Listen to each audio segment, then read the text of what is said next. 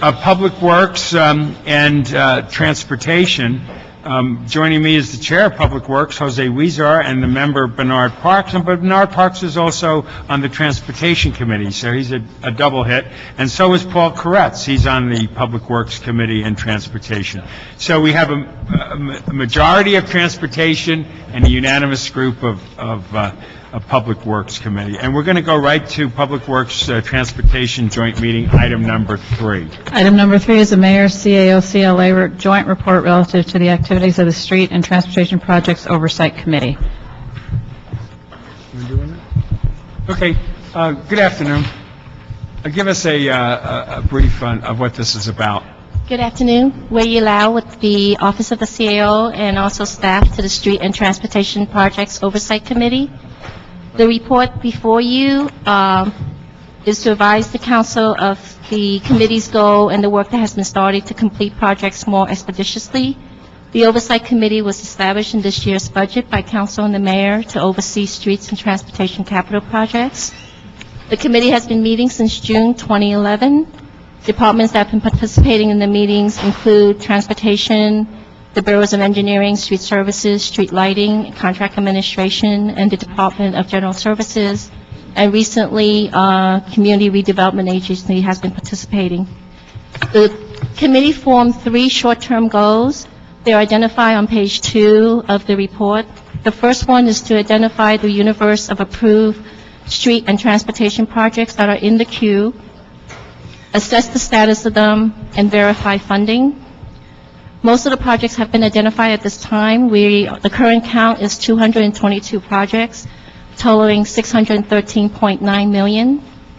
The projects are listed in the report in attachments B through E. This list will be evolving as projects are added by Council and also as projects are completed and removed. We are completing the review of the status of projects, and the results of the review are summarized on page 2 of the report, as well as on the individual attachments. We will start verifying the funding information that departments have provided. The second goal of the committee is to identify issues, roadblocks, and solutions. One significant issue that has been identified is the city's processing of what's referred to as the E-76 document.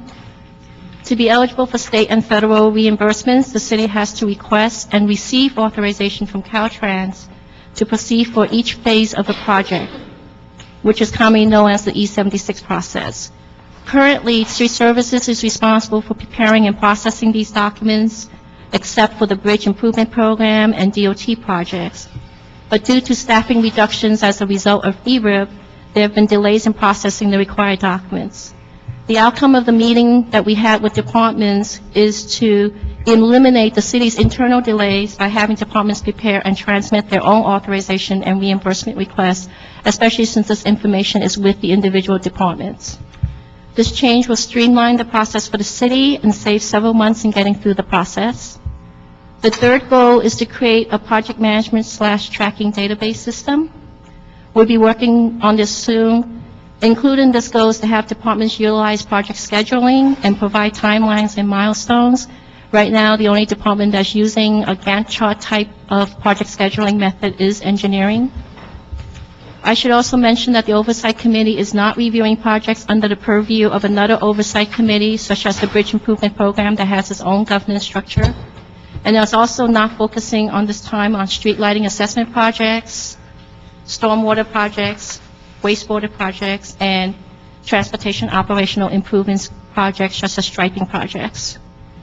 It has come to our attention that some of the council districts on the attachments are incorrect, so we've asked the departments to go through it one more time, correct them, and we will get to the clerk, hopefully by Monday, a revised list with the corrected council districts when this report goes before council. Corrections we've noted at this time is attachment B2, project number 8, Glendale Rock Slide, should be CD4 instead of CD14. Attachment C3, project number 4, South LA Regional Alley, should be Council District 8 instead of 14, and I thank CD14 for pointing these out to us. And if you like, I can briefly go over the attachments. The departments are here if you have any project-specific questions. Attachment A provides an overall summary of the projects managed by the departments. Attachment B is for all of BOE projects that are managed by BOE. Attachment C is for all street services projects that are managed by street services, as well as a list of CRA projects that street services is designing and construction under the direction of CRA. Attachment D is for DOT projects, and attachment E is for the borough street lighting projects. All right, thank you very much for that. And colleagues, what the recommendation will be, I have a couple of quick questions, is to receive and file the report. It is submitted for a status report only, and no action is required. But here are my quick questions for you. Can you give us some of the main issues that contribute to the delay in the project implementation that this committee is trying to solve? One of the main issues is getting through what we refer to as the E76 process. Before you can go into design, you have to request authorization to start that process. If you do it before you get the authorization approved, those costs are not eligible for reimbursement. And of course, we're going to try to get as much as our reimbursements back as possible. The other issue that we have that's been identified is a lot of the projects are in design, less so in construction. So there have been departments that have identified staffing issues. They've requested unfreezes. Some of those have gone before managed hiring committees. Others will be going in the near future. And once those are approved, we do have to get through the hurdle of trying to figure out there's only so many people to go around, and if we can't hire from the street, even if you unfreeze, who are you going to be stealing / borrowing from? So we have to get off that cycle and come up with some other ways of doing this. I mean, contracting is available to us. However, many of these projects don't have sufficient dollars to hire contractors. We don't even have sufficient dollars for the city to recover fringe costs and other overhead costs. But we do have to deliver the projects, or we have to give up the grants. Okay, thank you for that.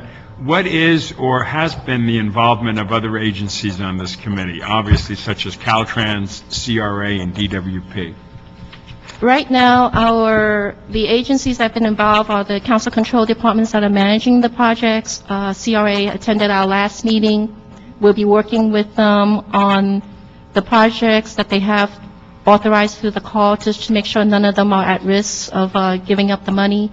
We will be trying to reach out to DWP to work out the utility relocation issue. It's a very big issue on many of these projects. So I've asked the mayor's office if they could give us a contact person, and we'll start the dialogue from that perspective.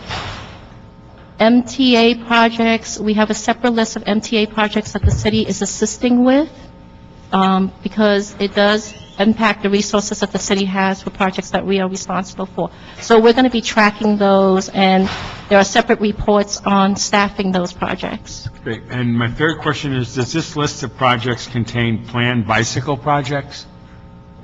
If you're referring to the bike plan projects, no, we will not be tracking those actively because those are more striping type issues. If it's a bicycle project where we're creating a bike lane, a physical change, then yes, they're in the list. If it's a capital project, it will be part of the list. If it's not, like restriping for bike lane sharrows, it will not be. That's more operational improvements. Okay.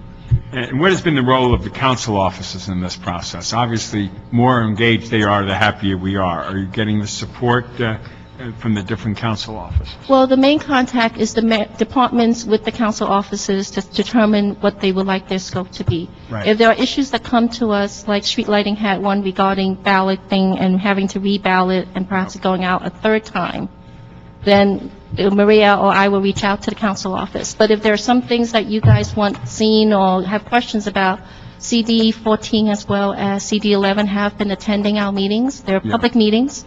They're on the city's website. They're usually the first Thursday of every month. If you want a staff person to be notified of the meetings, just email me their names and I'll add them to the distribution list, and they can get the agenda and the material as well. Great. Appreciate your answers to the questions. And if you email me, please make sure you pick the way loud with the Y in the middle initial, or it goes to the guy at Building Safety. Thank you. Thank you, Mr. Chair. And the good news is that this Oversight Committee has started this very important work, and that there is now a multi-departmental oversight as to how these projects are or not moving forward. What are problems with us delivering projects, such as I see a huge bottleneck with pre-design and design, and something's happening there where we're not moving these projects consistently to the end. We kind of have this huge bottleneck there, so we have to figure out why. We're going to look at other little things as we find with this oversight committee. But the bad news is I look at this report and it seems like outdated, factually wrong. You know, one of the projects that we asked you to correct, which is in my district, it clearly said that it was in CD8 in the description, and then the column where it talks about the council district says 14. So I wonder to myself, what type of attention are we paying to these types of reports? And do we have new technology that we can use to better assess where we are with the projects? So overall, I think we have a long way to go as a city to provide more oversight of the projects that we have. I've heard of some projects where there have been timelines to funding that we're getting from the state or the federal government that we simply didn't move on the project and we lost the funding. This morning, we talked about a bridge in El Sereno that had been promised to a community for over 3 decades. I remember several years ago, if it wasn't for the MTA calling me saying, hey, we're going to take your money because you haven't used it in years, I said, no, don't take it. We got some money, we finished that bridge, but it shouldn't work that haphazardly. Our projects shouldn't work that way. I'm just wondering, as we move forward with this oversight committee, number one, we need a better tool to keep track of these projects. Are we investing in new technology? At the school district, for example, when we planned to build about 160 new schools, we invested in technology to better track our projects and see where they are and, when did we approve them, any timelines, schedule, opening date, et cetera, et cetera. We always kept track of those important deadlines.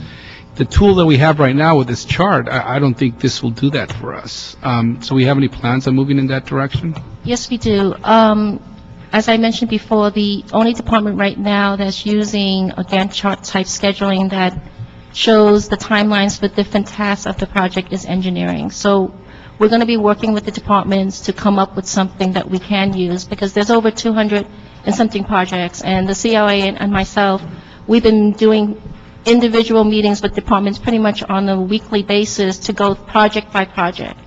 But of course, that level of effort, and departments are also very busy, it's difficult to continue for over 200 projects. So what we want is to get departments to graph their projects for us and then tell us where they will be. We check every month, are you there, are you not there, and then pick out those that requires more attention or discussion on. Engineering is offered to modify their uniform project reporting system. DOT is also working on a system that's been in development for their Measure R projects. Theoretically, those two systems can talk to each other, but as a city, we don't have one system. I mean, every department creates something that meets their need at the time, and somehow we have to pull this all together. Okay.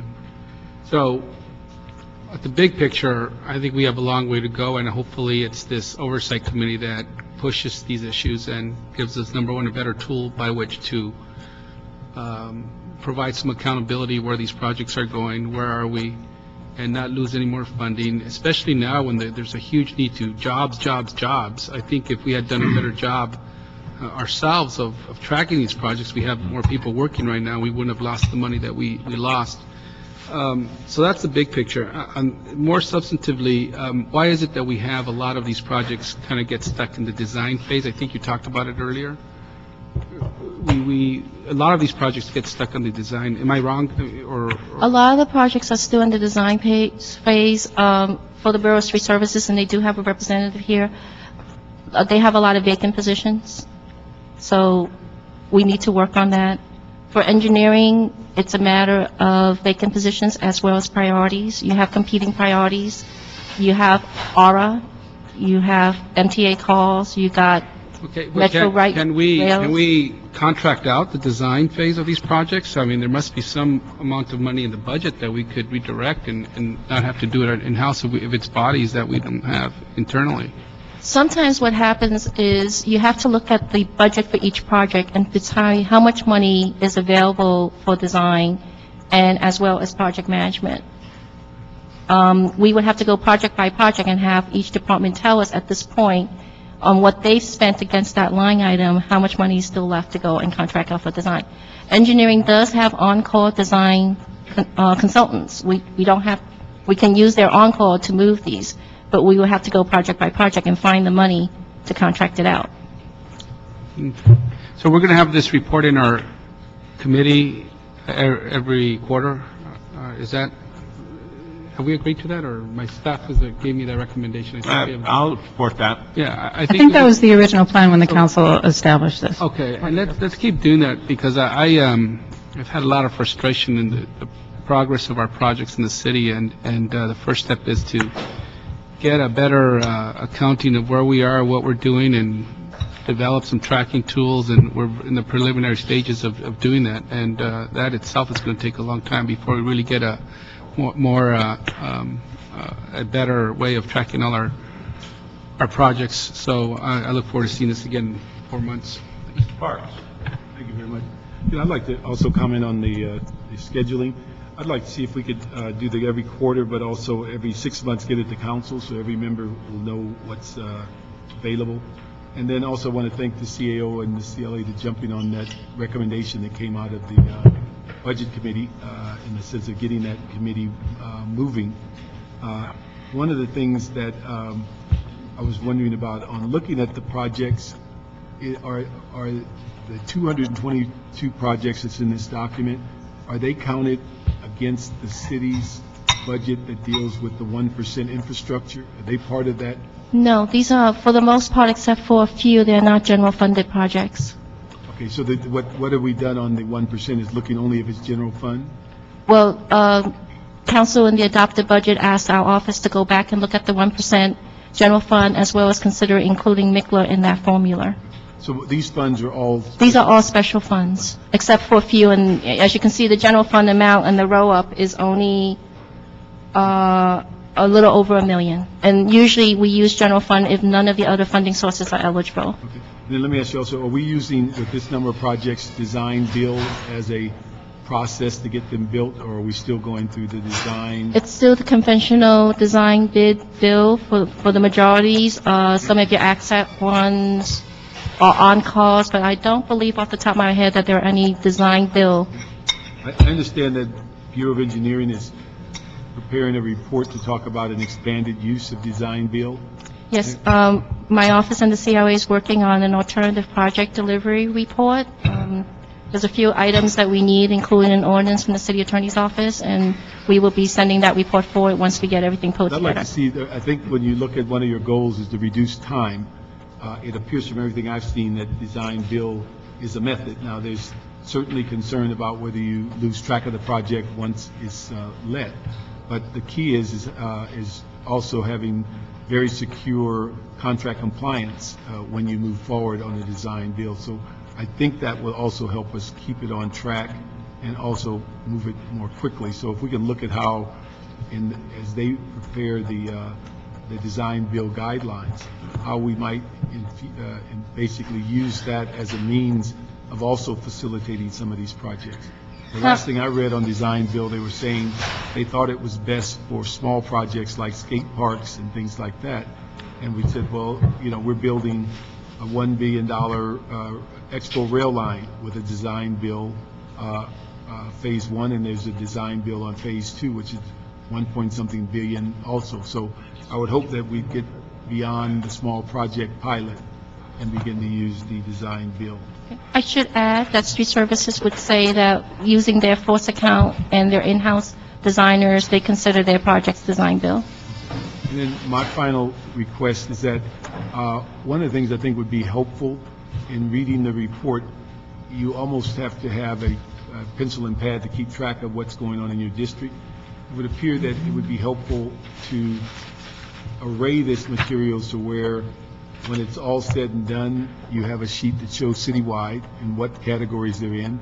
And then you have one for the 8th district and the 7th district and the 6th district. So when you come out of reading this, you know exactly what's going on in your district. You don't have to go through 15 pages and put a paper clip to figure out how many of these are yours. And so that's something I would like to see if we In the can- next report, we can include a listing for each council district. Maybe when it goes to council every 6 months, we can put some array in there that shows it by... The only difficulty we have, again, is that we don't have this in the database. It's on the spreadsheet. They're all individually tabbed. Yeah. I would have to combine all the spreadsheets first, and then resort everything. We'll figure out a way to do it. I understand what you're saying. Yeah, It's, that would be, and then the other thing in this, we've talked about it in this committee in the past, if you kind of go through that chart, and I don't know from these 200 projects, how they got approved and who made the decision or what was the priority, maybe it was how we got access to the funds is what drove the project. But one of the things, if you look at citywide, and this has been a complaint of mine for years, is that most of the areas south of the Santa Monica Freeway, whether it's CD 11, CD 10, CD 8, and 9, have little or no projects and funding, and those that they get is a traffic light here and a traffic light there, but not nearly the volume nor the dollars spent in what is viewed as the oldest part of the city, yet some of the newer parts of the city are consistently in the multi-million-dollar range. And so if we're going to spend $600 million in special funds, it would appear they'd be more equitably balanced as relates to where the funds are going, and so that everyone is getting some fair share. So those are the things I'd ask you to look at as we go forward. I know that we probably won't be adding new projects to this list, but the balance of projects as we add new ones would certainly be helpful. Thank you, Mr. Parks. Appreciate that. Mr. Koretz. Thank you. Yeah, a couple questions. I don't know if I misunderstood the conversation. Did we actually say that we don't have timelines on individual projects? The way engineering has timelines for their projects, the other departments are managing to the grant deadlines. So you don't have timelines for the tasks or milestones formalized, that we can just go and bring them out. So how do we do project management intelligently without any timelines? I can ask each department to come here and discuss how they go about keeping track of their projects, if that's what you want. Well, if no one objects, maybe a random department could at least explain to us how they do that without timelines. Do you want to pick one? Would you like to pick one? I'd look for volunteers. Transportation? I don't know. That seems appropriate. Hi, Jaime De La Vega, DOT. And the question, sir? The question was, we apparently don't have timelines on each individual project that we're doing. If we don't have those timelines, how do we do project management intelligently? How does your department do it without a timeline? Yeah. First of all, I agree with the CAO's assessment, and she is correct. We're actually in the process of developing a project management system, so we could answer exactly the question you just asked. Right now, we cannot answer that in real time. Project management basically involves a manual review and compilation of various data points, such as schedule and budget and expenditures, project by project. But our goal is to automate that entire process in the coming months, so that we have a more transparent picture, not just for DOT management, but also for the mayor, council, CAO, and CLA. Well, I would think even without computer automation, that would have been a logical thing to do, but I guess that's water under the bridge. If we're automating this intelligently, then I guess we're moving in the right direction. How much in matching funds are we in jeopardy of losing because of being behind schedule in one way or another? Right now, the report identifies 4 projects that, 3 projects that we are in jeopardy of, but we cannot apply for extensions until November. And hopefully we'll get those, and we'll be continuing to monitor those. The only project that we've lost money is a project that we could not get the right-of-way approval from MTA. So without that, that project cannot move forward. How much money was that? It's on DOT's list.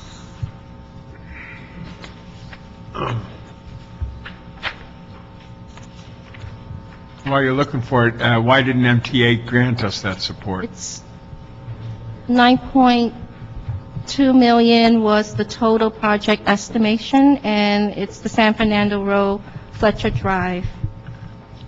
And what was MTA's answer? Did I I get DOT up here? If somebody could answer that, obviously, it's $9.2 million.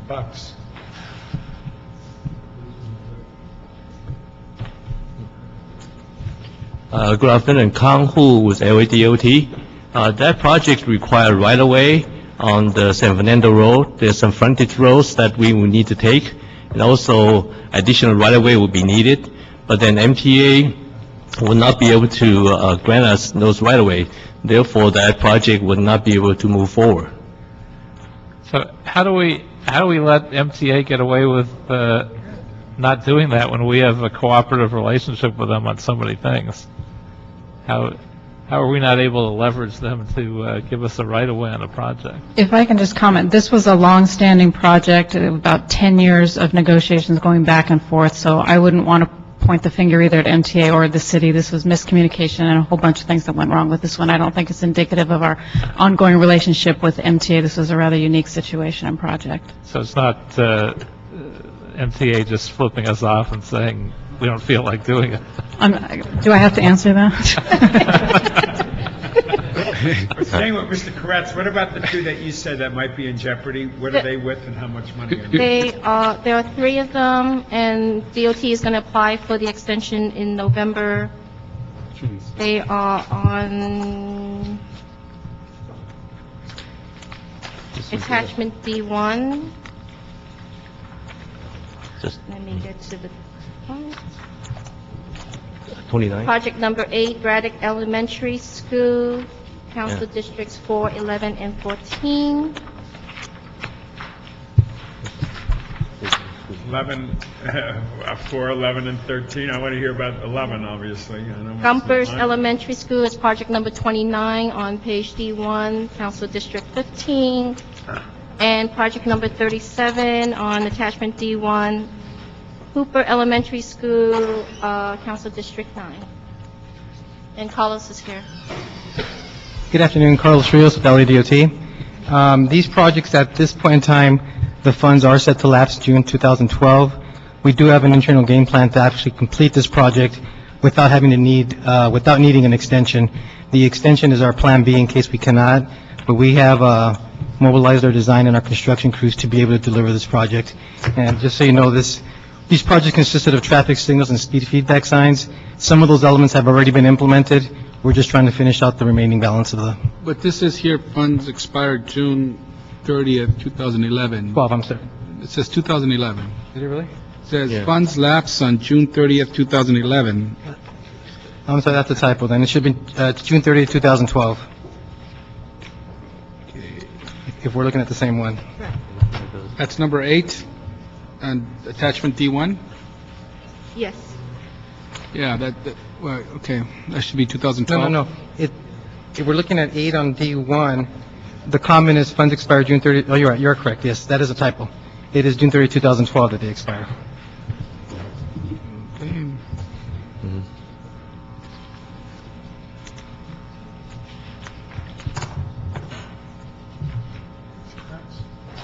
No other questions? Weezer? No, I just want to state for the record, as a member of the board at Metro, we do have good relations with the city, and they always try to find ways to work together, and except when, so I think there's more disagreement among regions of the county rather than county versus city, et cetera, so.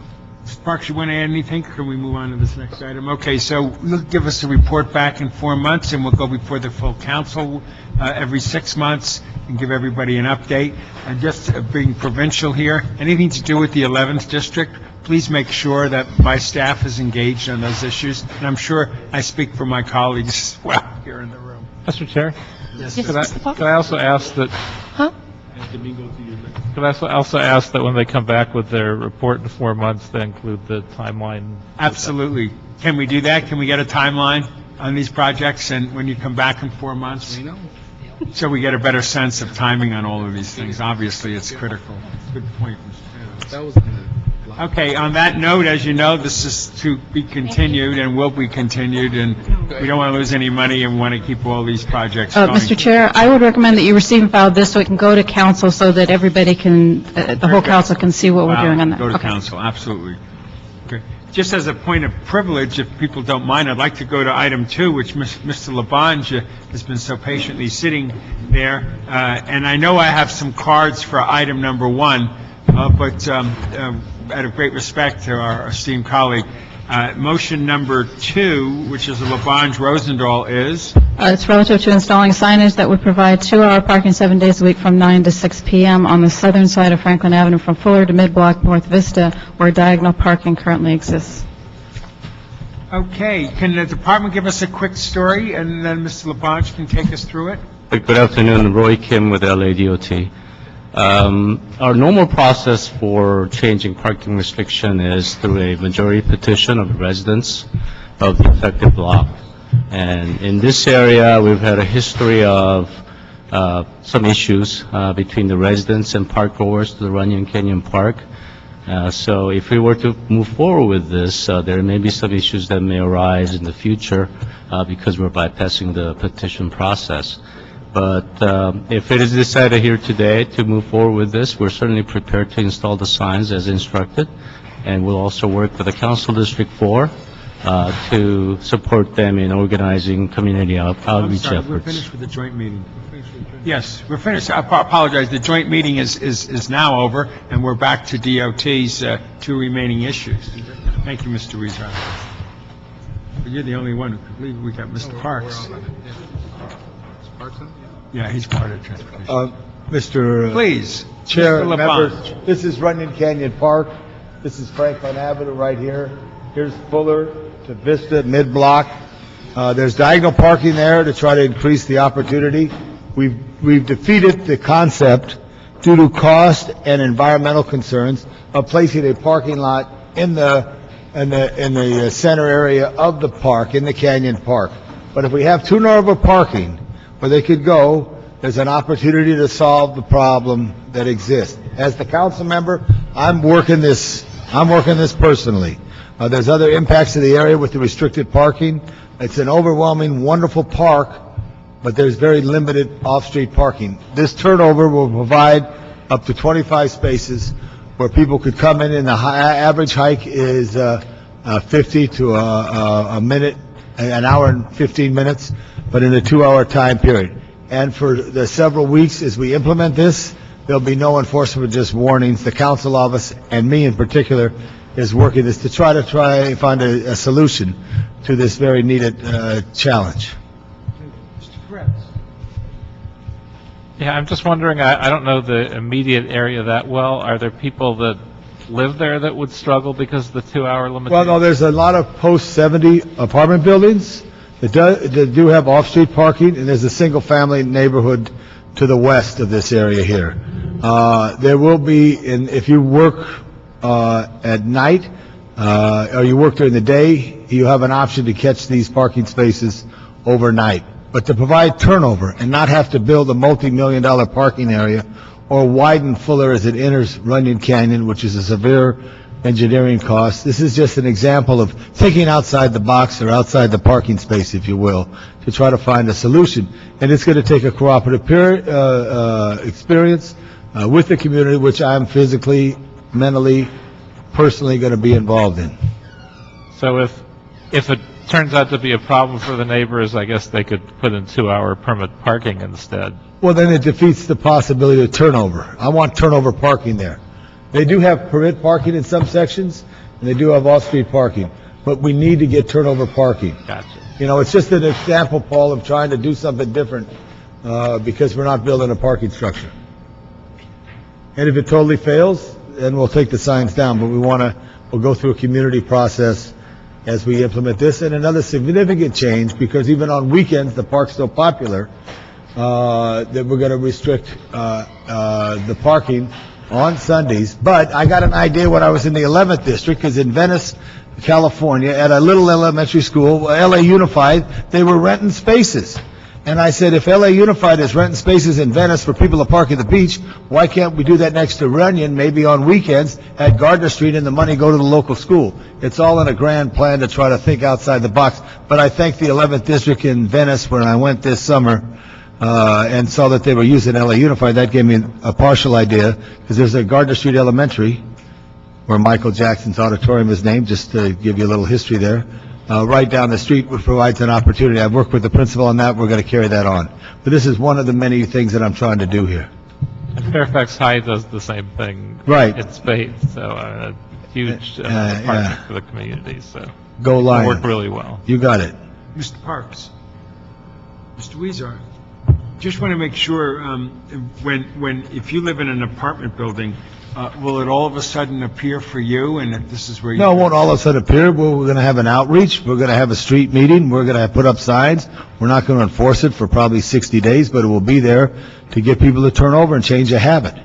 So, What if they say to you, Councilman, we'd like to have a sticker so that we're the guys... it doesn't work because we want turnover parking. We want everybody, because people from all over, from the west side, from West Hollywood, Culver City, from the valley, come to this park. It's a very attractive park. I think you're familiar with it. If I had a conversation, I enjoy it. it's 90 acres. It's like the city stairmaster. But if this is going to work, it may work real good. That people will know they can't sit there all day, because now some people store cars on the street. You know, that's will turn over 25 spaces. And it's DOT, again, thinking outside the box, looking at a way for a solution. Colleagues, can we move forward with this? Move it. So moved. Thank you very much, and good afternoon, everybody. Thank you. Have a great day. Give that in Wallet side. What? Give that in Wallet side. Well, I sure do. Thank you, Mr. Labange. Can I take 1 minute, Miss Mayfield? Come here real quick. This is Miss Mayfield. You got 30 seconds, Miss Mayfield. Miss Mayfield has been shepherding around our mentors from the Department of Disability. Tell us, the committee, all what you've done today with our guest. Well, we were just welcoming them, first of all, to make them feel very comfortable in the environment, get to know the building, get to be encouraged, or they can do something in the future for their goals, and it is possible. And then we've been just going through the experiences, everything that the City Hall does, and it's overwhelming for them. And they were extremely happy to share it with us, so thank you. They visited the tower, they visited OCD, the fire department, they visited council. So Everywhere. And there's Hector right here. Give Hector a big hand. He wants to be a city attorney one day. Yeah, we went to the city attorney's office because that would be his goal, to be elected. Right. You got a Also, nice grin on, introduce the so I other two think right he's here real happy. quick. Can you just say your name? Tiana does a great job too, and also Michelle. Michelle. Give them a big hand. Thank you, Mr. Thank you. Mr. President. Bless you, Tom. Item number 1.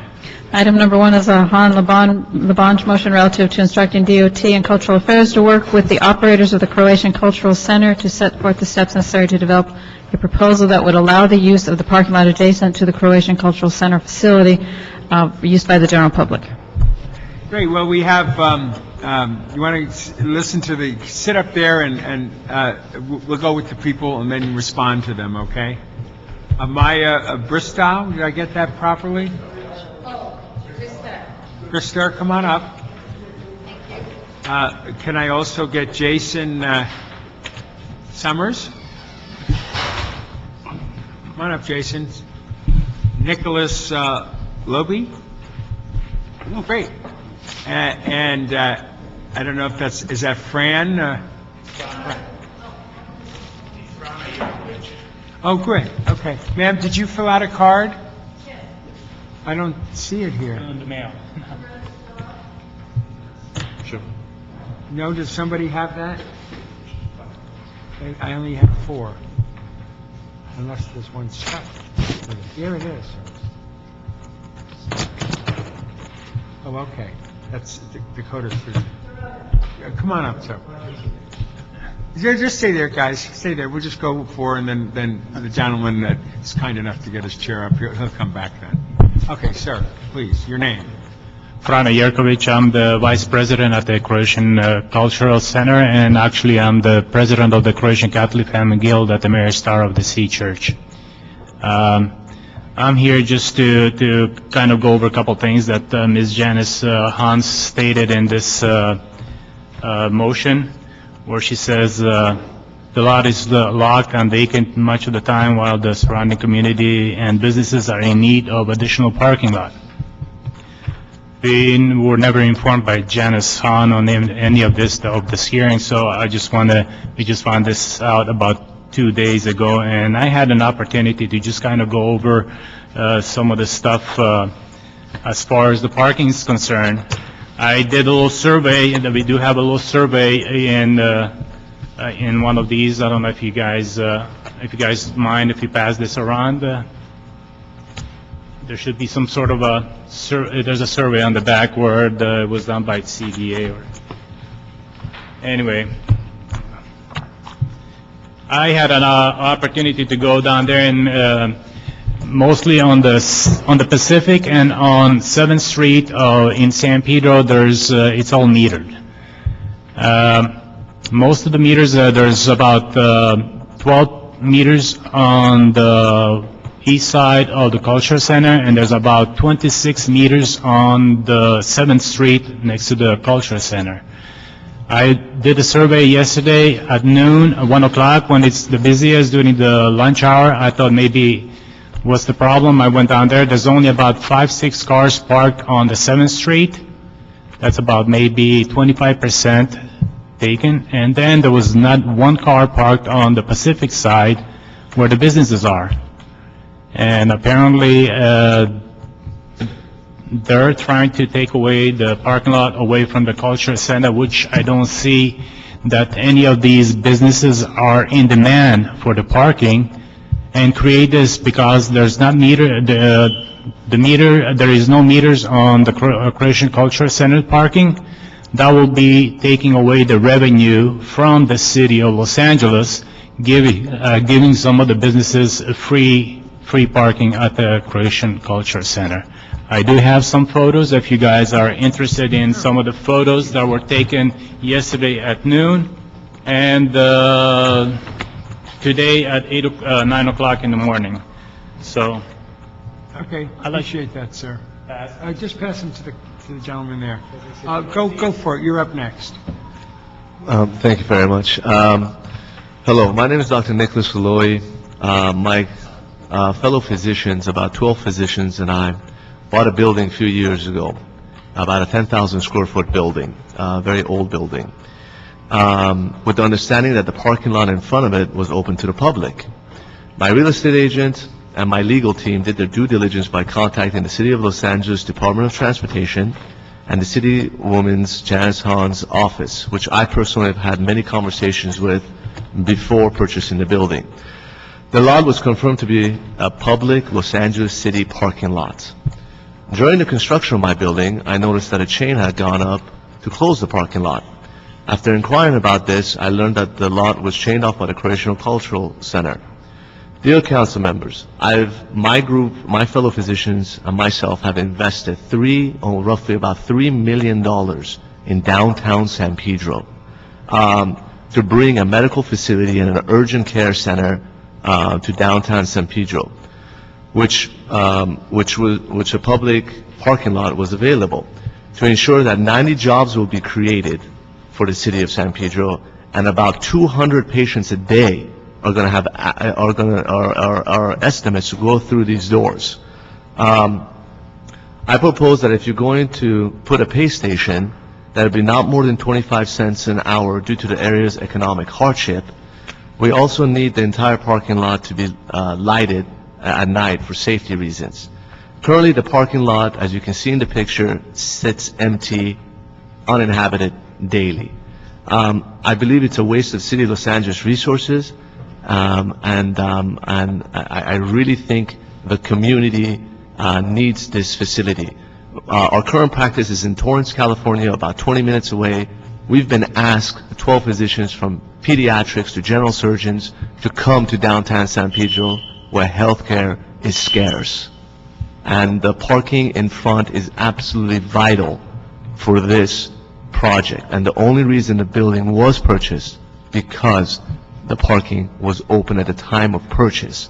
So the city and the council's office, and what they told my legal team, it's not seem to go together. Okay. Thank you, sir. Appreciate your comments. Yes, ma'am. Good afternoon. My name is Maya Bristow. I'm a president of Croatian Culture Center. Thank you for having me.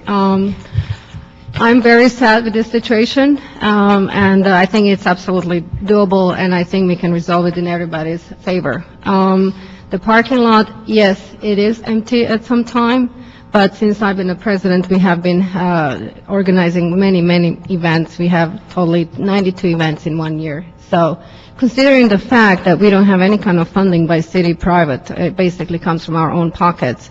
What we organize is educational and art classes for everybody who's willing to participate.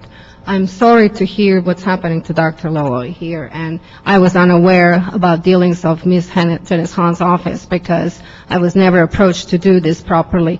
Since we operate with a parking lot due to our MOU that was drafted in between the City of Los Angeles and Friends of Croatian Cultural Center, I'm unable to rent anything out to anybody without having a consent by DCA. And I did ask DCA, and I was basically denied due to all this that goes on. I also received the independent parking survey, and which states that the additional parking is not necessary because there's not a lot of businesses going on at the time. I do understand the doctor needs the parking lot in order to operate his business, and I understand that. But you also have to understand that we trying to create a cultural events in the city of San Pedro where none. There are few, but we are one of those rare who are doing this very often, and doesn't cost city as much as maybe if we had to charge like the other organizations. So picture is very clear. I would ask at this time, really, if you could give us 60 days extension so we can put together a whole program and so you can have a clear picture, because I was told just 2 days ago about this is what's going on, and I think it's kind of unfair to come unprepared with a complete picture because it needs to be explained. Thank you. Appreciate your comments, ma'am. Good afternoon. Hello. Can I? Your name for the record? Oh, my name is Dorota Starr. Can I pass around my scribbles to you Sure you guys? can. Because you may not understand what I'm Sure. saying. I'm sorry, I'm a disabled senior artist and I can't type. Let's see, 1, 2, 3, 4, 5. Does the other guy, the other people needed to? I guess so. This is for the, everybody can have a cup. Okay.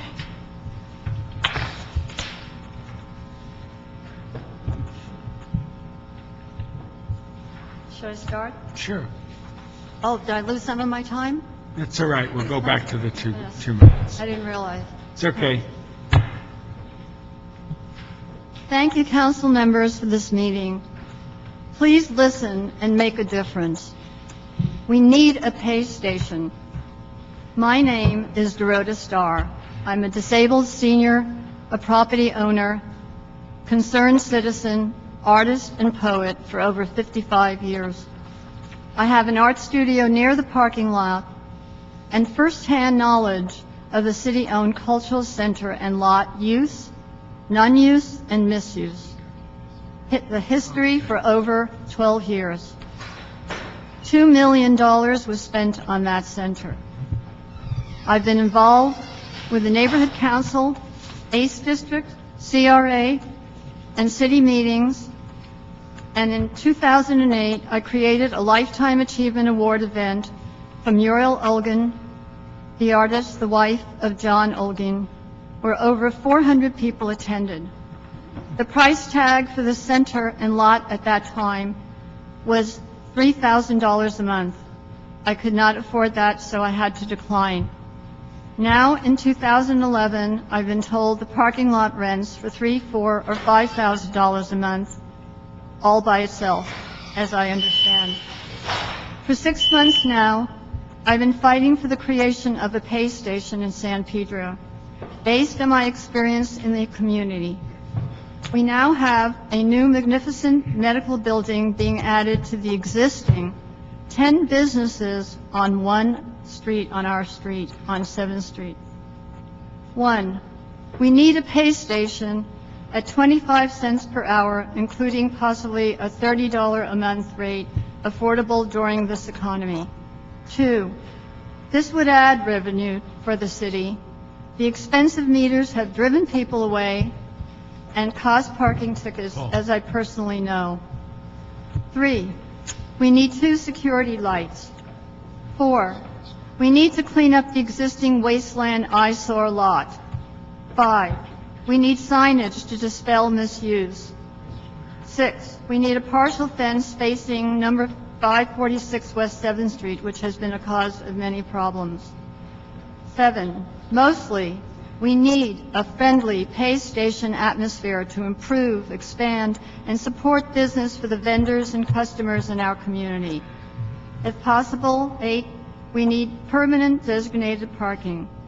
I am here today for those in our neighborhood, speaking with one voice, for those who couldn't attend, as they are working out of my own concerns. May I quote from an interview in January 2008 magazine by writer Jeff Hirsch. There's an energy of people who want to be heard, want to be listened to make a difference, because it's time that people who are citizens first and are fed up with the present system of government jump in, get involved. It's still our country, our state, our city. The more you roll up your sleeves and get involved, the better it will become, because it's about all of us taking charge of our own communities to solve our mutual problems. That was said by Bill Rosendahl. Please give us a pay station parking lot without further delay. Thank you very much. Thank you very much. Sir, you're the last speaker. Well, Ms. Starr, that's tough to follow, I guess. I don't have any direct quotes. My name is Jason Summers. I'm a land use consultant and construction manager representing the Synergy Healthcare project.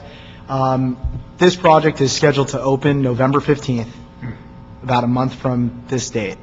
The parking is crucial across the street, as you've heard, and we are willing to take a pay station there, which would produce additional money for the city of Los Angeles and utilize this center for the other businesses in the neighborhood. There aren't many other questions that I have for you guys, so we're just asking that this be accepted on today's date and that the construction commence as soon as possible to install the pay stations and the paving upgrades to the site. Thank you.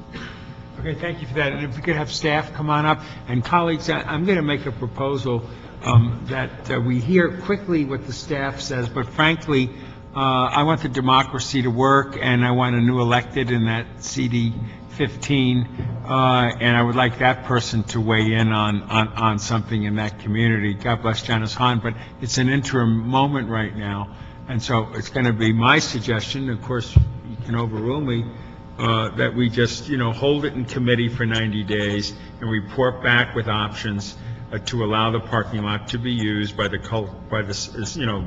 general public, but it would direct the Cultural Affairs and LADOT to report back. But that's just my personal opinion up front. But if you four could leave there, and we'll let the staff give us a quick report.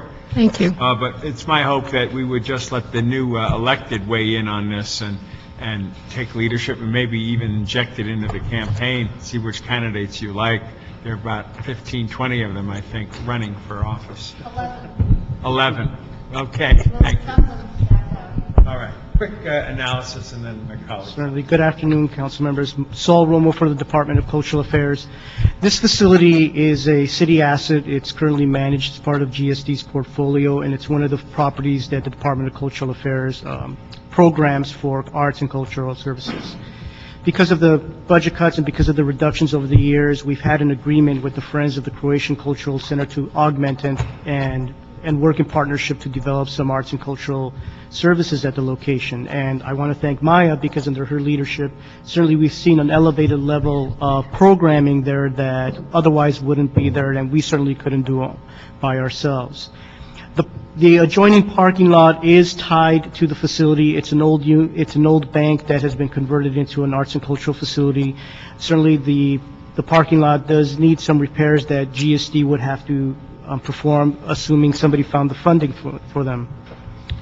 The Friends of the Croatian Cultural Center, under their operating agreement, can sublease the property, but they would need approval from the Department of Cultural Affairs.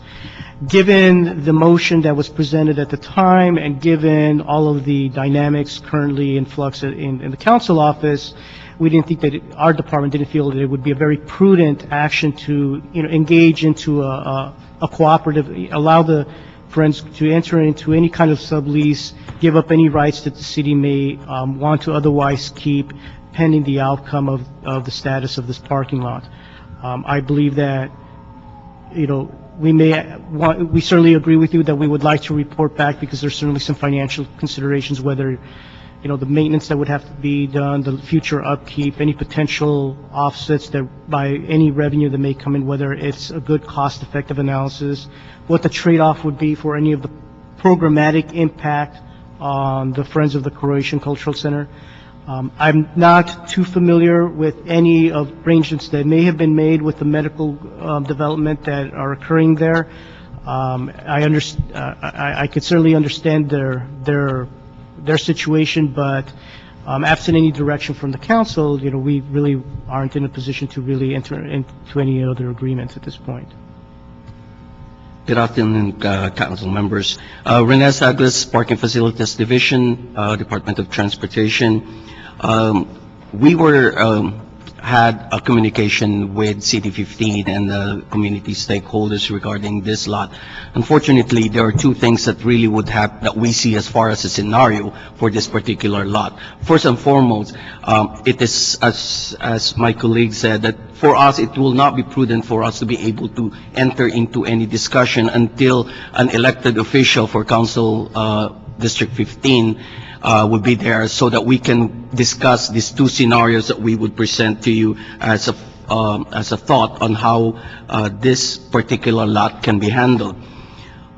The first scenario is that if the property will be operated as a free public parking, the property can be cleaned, it could be sealed, grind, patch, or the required reconstruction can be done through general services. 2 years ago, there was a quotation that was presented to us, and they can go back, it's a little old, but they can go back and just operate it or just reconstruct it.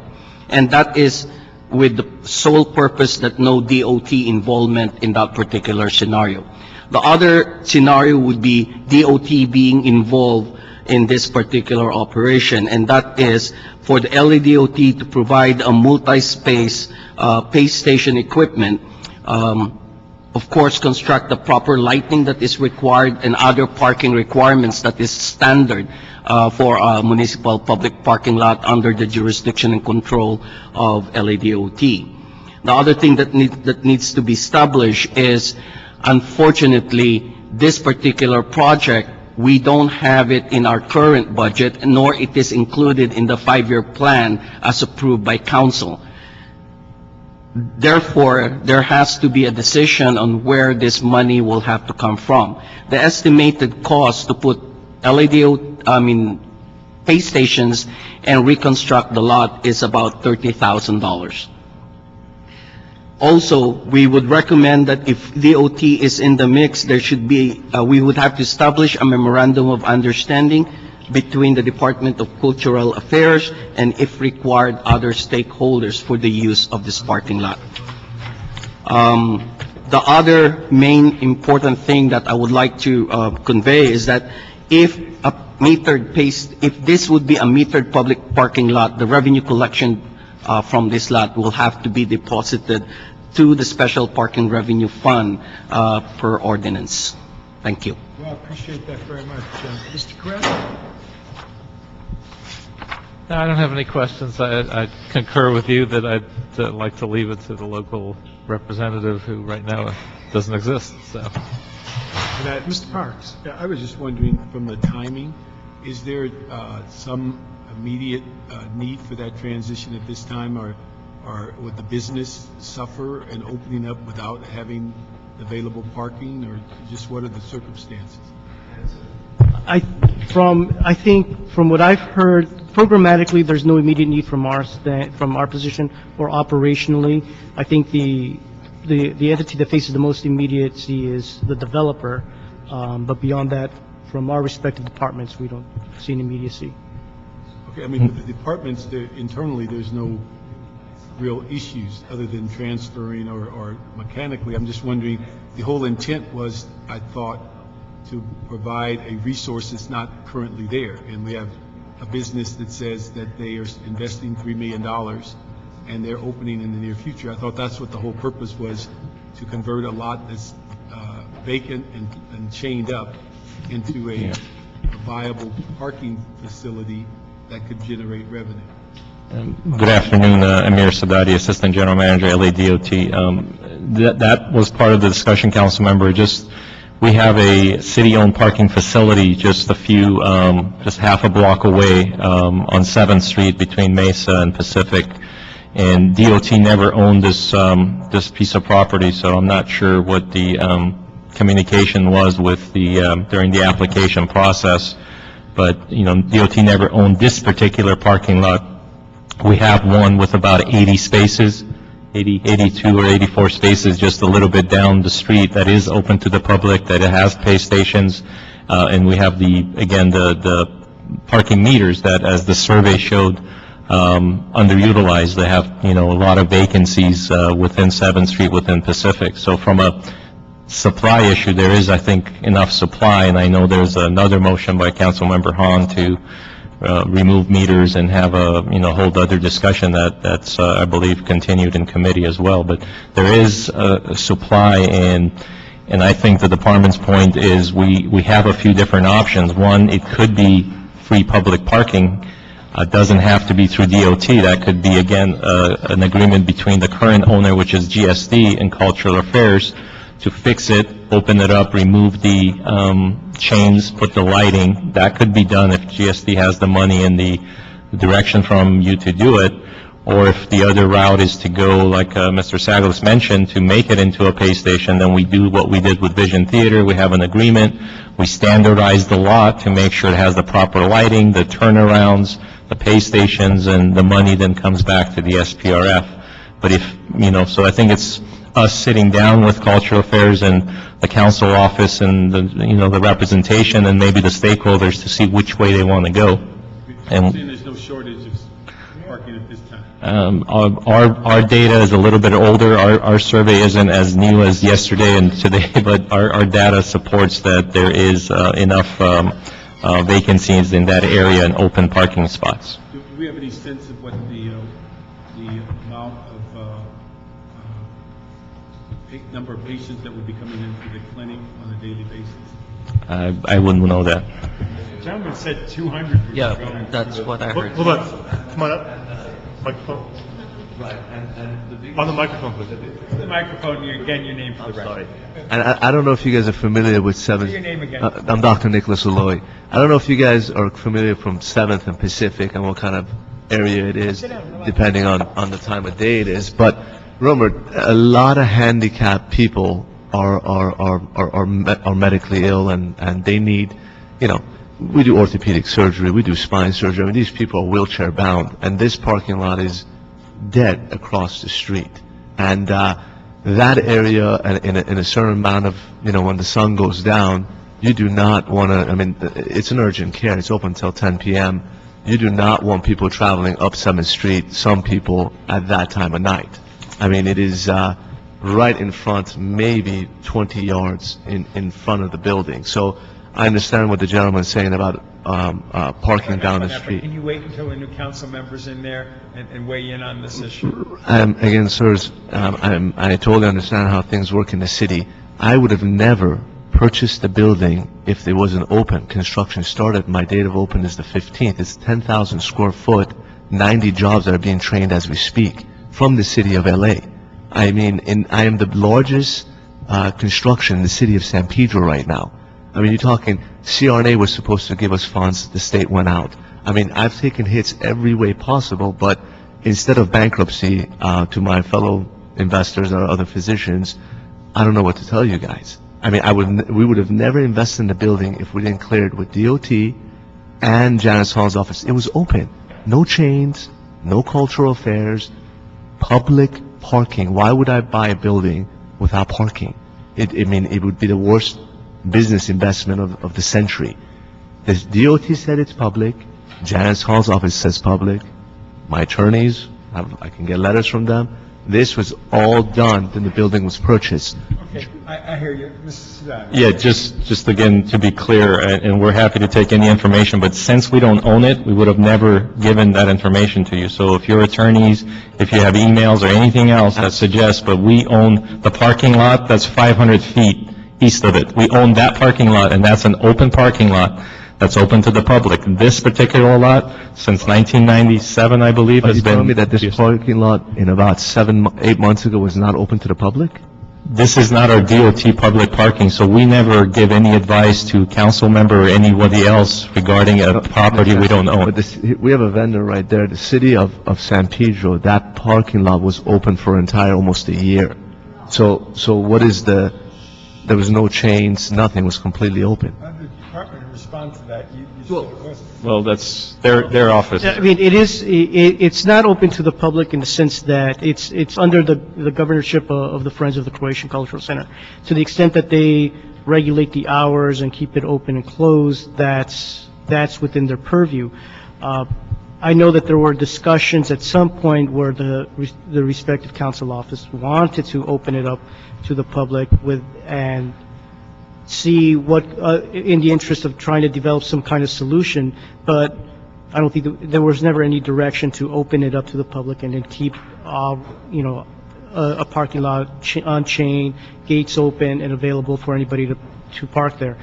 I know that we have received complaints that there were instances where the cars were parked there overnight, abandoned, and as a result of the parking lot being left open, it really fell into disrepair, and partly is why it needs some service now.